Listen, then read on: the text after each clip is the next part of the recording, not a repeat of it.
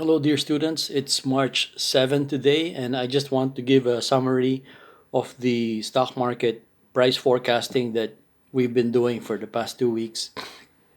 I I think this is already the one of the last lectures that I can give on the topic, and I'm actually just touching base with you to find out what other topics along stocks or stock market valuation you still would like to learn over the next couple of weeks. I'm not sure if we're running until March 14 or 28.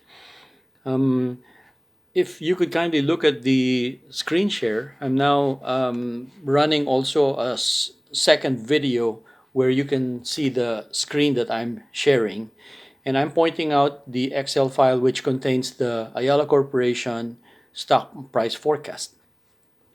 And it tells you the first part of the forecast is the past prices, and the second part is the future prices. And I I have a nice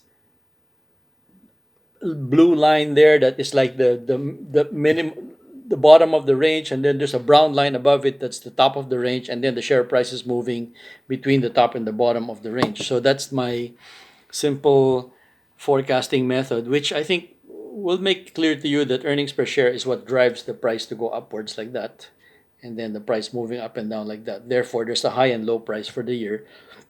Therefore, there's also going to be a low PER and a high PER for that stock for most years. And you can use that high and low PER for forecasting um, multiplied by the EPS to get the high and low price for the next few years. In the case of Ayala Corporation, in this picture, it's 940 in this picture, if you're looking at the other screen share video.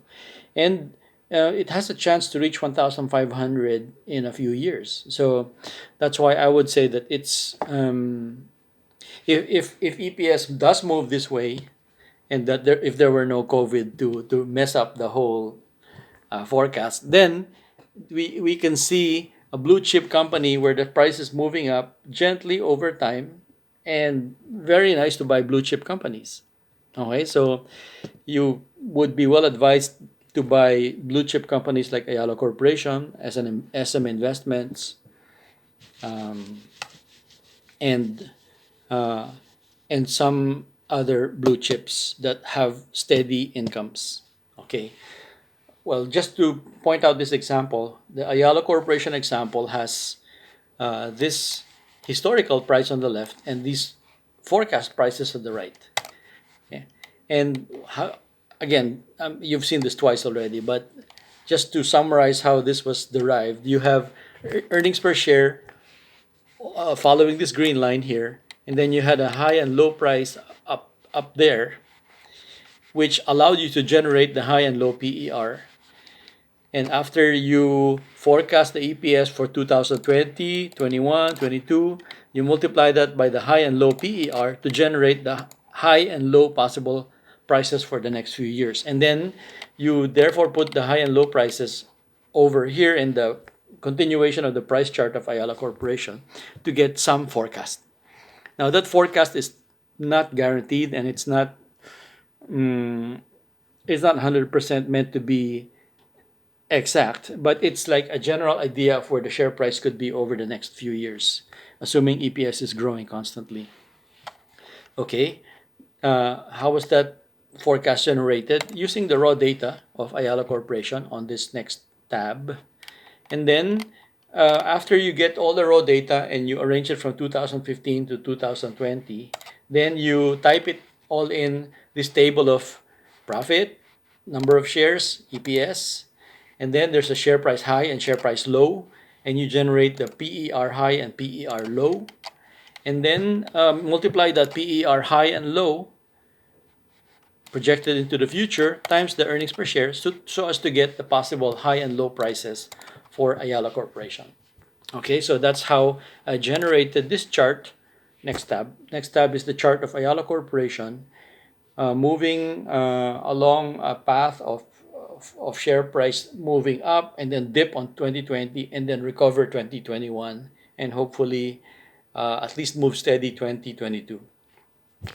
Okay, so that's the case of Ayala Corp. And then for the next example, you have raw data of PLDT. And then I input this raw data into the calculation page for EPS. And I noticed that the net profits of PLDT were from 2015, 22 billion. And then unfortunately by 2019, it's still 22 billion. For 2020 is probably lower, probably 18 billion. It cannot be higher. It's been a bad year. After that, 2021 can be higher by a little bit, not dramatically higher.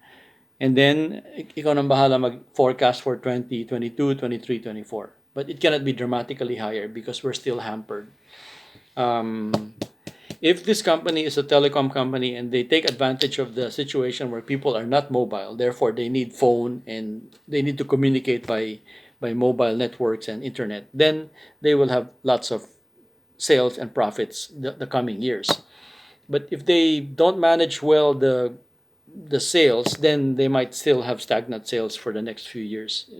So it all depends. They are in prime position to benefit from the lack of mobility of citizens, but what if they don't manage it well?